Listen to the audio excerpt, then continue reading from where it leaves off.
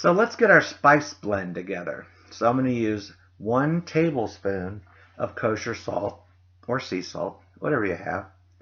Then we're going to switch to a half a teaspoon of black pepper, followed by a half a teaspoon of garlic powder, and then a full teaspoon of red pepper flakes. This gives it that little hint of a bite of heat, and since it's pepper flakes, they distribute really throughout. So it's not like you're eating fire the whole time. You just get a little zing of heat every now and then. Awesome sauce. Then I'm going to take a little fork, and I'm going to stir it all up.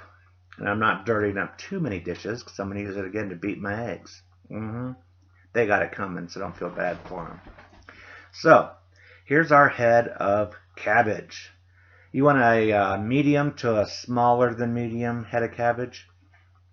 We are going to just take out the core, and we're only going to use half of this. So you can make 2 pies or to double up the recipe, or you can just save it for something else. So that cabbage core, no bueno. We're going to throw it away. Now I'm going to split it again in half, and this makes it easier so that I can dice it up better. I removed that one outer leaf, and I'm going to slice it really thin. Now, if you're not familiar with cabbage, it has so many health benefits.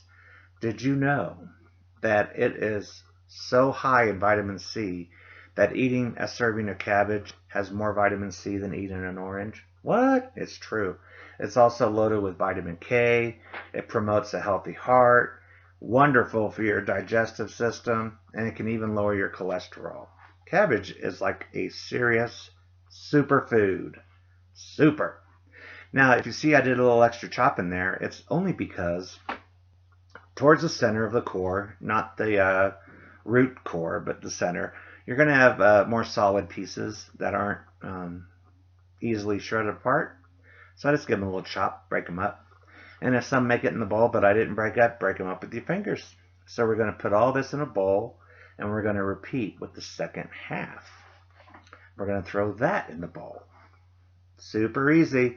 This recipe doesn't get much easier. So now we have just a yellow onion that I took the top off. I'm going to cut it in half, give it a wee peel on that outer skin layer, and then we're going to do the same thing. We're going to slice it in really thin slices. Cabbage pie, who knew? This recipe is so easy, you're going to be astounded. But what will really get you is the flavor. So let's throw them onions in there. I make sure and break them all apart so you don't have big chunks of onion anywhere. And that should be thin sliced, but you don't want any of those slices staying whole. You want to break it up. So again, so that it'll go throughout the entire bed of cabbage that you have going on in there. But we're not done with that onion, because now we're going to add green onion. Bam! I like to cut that much of the top off, and that gets thrown away. So here's a tip. When you're cutting a bunch of green onions, squeeze them tight together, and even if your knife isn't that sharp, it really does help them. So once we get these cut up, guess what? They're going in the pool, in the cabbage pool, that is. Bam. Now we're getting ready to get cracking here. I'm going to give that a quick little thing with my flesh mitts there. I'm going to give it a quick little stir around. Now let's talk about eggs. I got 3 eggs in this bowl. However, I'm changing the recipe, and I'm going to say use 4 eggs. It depends on the size of your head of cabbage.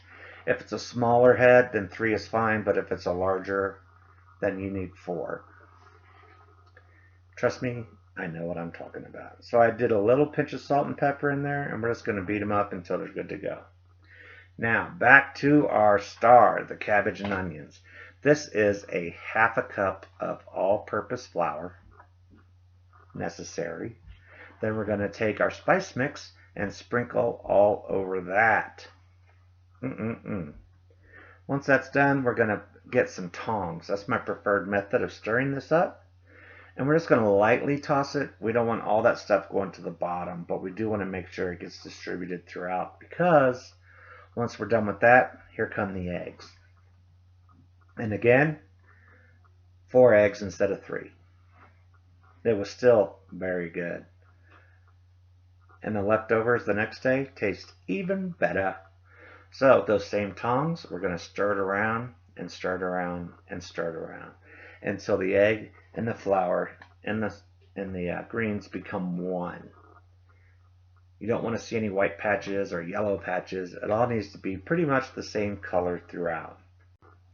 Hey, while I have a moment here, why don't you consider subscribing to my channel? There's going to be tons of these types of videos throughout the summer. It's just going to be a healthy summer this year. We got to get everybody healthy again. Also, hit the bell, and so that way you'll know when I make a new one. And one last thing, if you don't mind, please give me a thumbs up and leave a comment, especially if you make this and if you like it or don't like it or you want me to make something. I'll try my best to make it for you.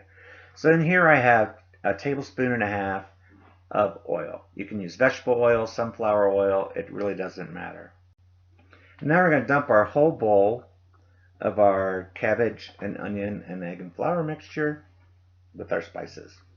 And we're going to put it in here, and once we get out of the bowl, we are going to press it down so that it's compact with our rubber spatula until it's smooth on top. You don't want any air pockets or any voids inside there, because we're gonna flip this in a little bit. So you want it to be tight and compact. Once you get that done and it looks good to you, then we're going to put a lid on it, and we're going to continue to cook it on medium-low for 15 minutes. The pan has already been preheated for a good 5 minutes prior. Now, 15 minutes later, we take the lid off. You can see the edges are a little brown, and that's what we're looking for. So we're going to take a spatula and we're going to release the edges. And all that does is to make sure that when we flip it, everything comes out intact in one piece. You can also take a peek under there, lift it up a little bit, because you want the bottom to be golden brown. And it was, I checked it. Then you're going to grab a plate. This is super easy. Set it right on there, put your hand on the bottom of the plate, flip it over. Uh-oh, look at that clean pan. And then you just slide it right back in. Look at that. I'm so proud. Look at this thing here. Now you're going to turn your heat down just a tad lower, just a little bit below medium-low heat, and we're going to cook it uncovered for 10 minutes. However, after 5 minutes, I'm going to put that half a cup of cheese on there. It's a half a cup or so. It all depends on you and how cheesy you like it. It just gives it a little something on the finish. I can tell you this, we thoroughly enjoyed this. We ate this for dinner, nothing else. There's still some left over, so tonight we're going to have steak and serve a wedge of this as a side dish. And it was super tasty, let me just tell you. Now the last 3 minutes, I put the lid on just to melt the cheese. Now we're going to slide this off onto a plate, and if all goes well, we'll have success. Coming in for a landing, coming in hot. There it is, and look at that. It slides out like magic. Hey, I hope you enjoyed this video, and I hope you try it, because it is super duper good. Let me know what you think, and again, please give me a thumbs up. Thanks for watching. Have a wonderful day. Jimmy Dixon.